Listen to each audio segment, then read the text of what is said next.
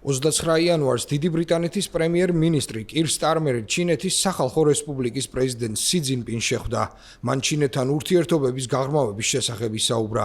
რამდენიმე წლიანი დაპირისპირების შემდეგ ორი ქვეყანა ცდილობს ურთიერთობების გაუმჯობესებას.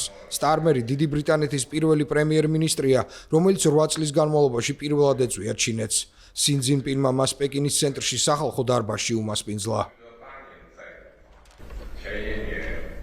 ბოლო წლებში ჩინეთისა და დიდი ბრიტანეთის ურთიერთობებში იყო გადახვევები. ეს კი არც ერთი ქვეყნის ინტერესებში არ შედის.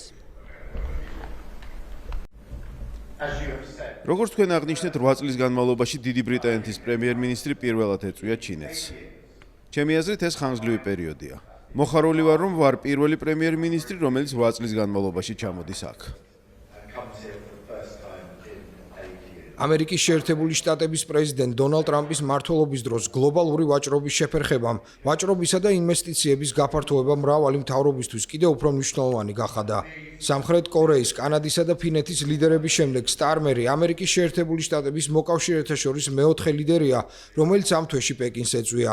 მომდევნო თვეს ჩინეთში ჩავა გერმანიის კანცლერიც. სტარმერი, რომელიც პრემიერ-მინისტრი 2024 წლის ივლისში გახდა, ცდილობს ბრიტანული კომპანიებისთვის შესაძლებლობების გაფართოებას იმ დროს, როდესაც ქვეყნის ეკონომიკა შენელებულია.